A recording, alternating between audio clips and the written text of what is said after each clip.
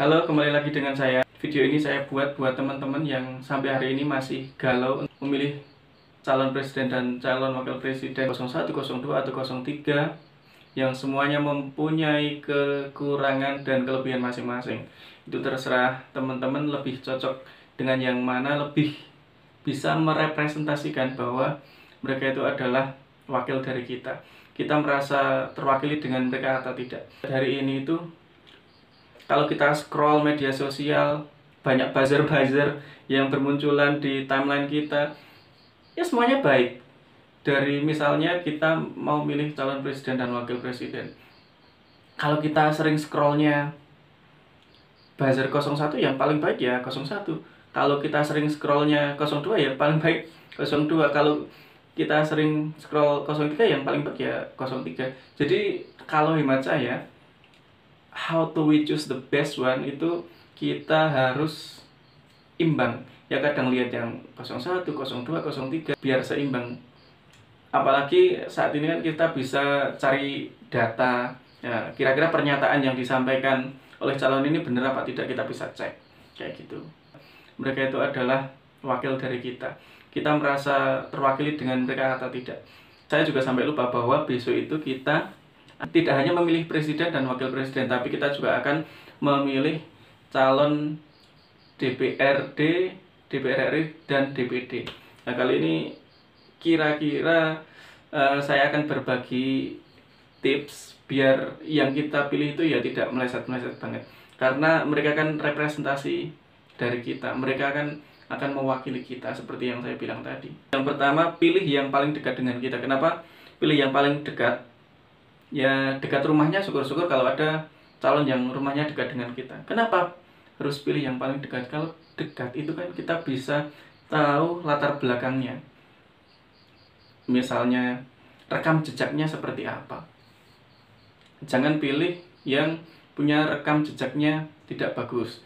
Meskipun dia domisilinya mungkin dekat dengan kita, tapi rekam jejaknya tidak bagus, ya nggak usah dipilih kayak gitu. Terus pilih yang dekat pemikirannya. Jadi kita harus pilih yang pemikirannya juga ya mewakili pemikiran kita lah, bisa memperjuangkan apa yang kita inginkan gitu. Misalnya nih, saya seorang santri, ya mungkin kalau ada calon yang merepresentasikan dia santri, ya kita pilih itu karena dia yang nanti akan mewakili pemikiran-pemikiran santri untuk kemajuan NKRI kayak gitu. Terus misalnya ada juga calon yang berasal dari desa. Nah, ini kadang ada yang sok-sok pura-pura desa, ada yang memang berasal dari desa. Kita pilih yang asli, lahir dari rakyat. Jadi suka dukanya jadi orang kecil itu seperti apa. Terus kemudian kalau nanti dia sudah menjabat itu tentunya bisa mewakili apa yang kita rasakan saat ini.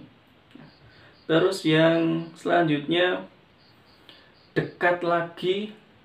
Jadi tips yang pertama itu pilih yang dekat.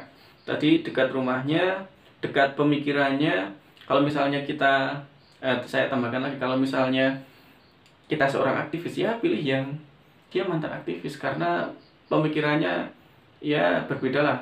Calon yang dulunya aktivis dengan calon yang hanya punya uang terus nyalon yang bagi-bagi amplop, tapi pemikirannya kosong, idenya kosong. Apalagi jika ada calon yang tidak punya visi misi, ya jangan dipilih itu. Terus lagi dekat secara hubungan, ya, punya relationship dengan kita. Barangkali ada kita punya saudara atau kita kenal dengan salah satu tokoh yang memang kita sudah kenal dekat, ya kita bisa pilih itu. Atau kita dekat dengan senior, misalnya kita punya dekat dengan Gus siapa, kita punya kenal dekat dengan senior siapa, kita kenal dengan ya yang mempunyai kedekatan dengan kita, ya itu bisa kita pilih karena ya kita kenal. Terus lagi, nah ini yang paling penting, dekat dengan rakyat. Kenal dengan beberapa tokoh wakil rakyat itu yang memang beliau itu bisa dekat dengan semua orang. Ada santri yang datang, dia bisa ngomong dengan santri. Ada pedagang kaki lima yang datang, dia bisa ngobrol dengan pedagang kaki lima. Ada pejabat yang datang, apalagi ya sama-sama pejabat, Jadi beliau itu sangat welcome sekali dengan siapa saja yang datang ke rumahnya. Yang ini yang saya rasa ini paling penting, karena wakil rakyat itu kan mewakili rakyat. Jadi ya kalau misalnya teman-teman kenal dengan tokoh yang memang dia dekat dengan rakyat, dia dekat dengan semua masyarakat, itu pilih saja yang kayak gitu. Tapi yang dekatnya itu tidak menjelang pemilu ini. Menjelang pemilu tiba-tiba dekat, tiba-tiba belusuan, itu ya ini berbeda ya. Jadi memang tokoh-tokoh yang beneran dekat dengan rakyat dan yang tiba-tiba dekat itu kan berbeda. Nanti teman-teman bisa cari tahu sendiri lah, kira-kira yang beneran dekat dengan rakyat itu siapa. Nomor 2 itu bukan mantan koruptor. Kalau bisa jangan pilih mantan koruptor. Ya di negara kita memang koruptor masih belum bisa dihukum mati semoga, karena permasalahan HAM dan lain-lain. Terus nomor 3, pilih aja yang fotonya paling bagus ya, yang paling ganteng atau yang paling cantik.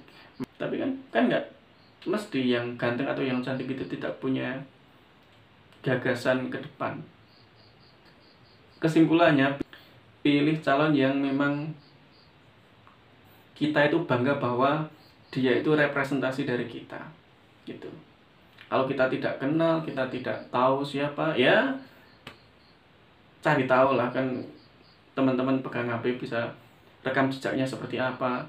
Bahkan kalau tokoh-tokoh nasional misalnya teman-teman mau milih DPR RI, tinggal ketik namanya saja di Google, kan nanti kelihatan rekam jejaknya seperti apa gitu. Meskipun bukan incumbent, tapi kalau memang beliau itu punya rekam jejak yang bagus, kan pasti akan ketahuan itu di Google itu. Mungkin itu tips dari saya, semoga bermanfaat buat teman-teman yang masih galau mau milih siapa. Paling jelas intinya jangan salah pilih, karena itu akan menentukan nasib kita ke depan. Dan jangan golput. Terima kasih, sampai jumpa.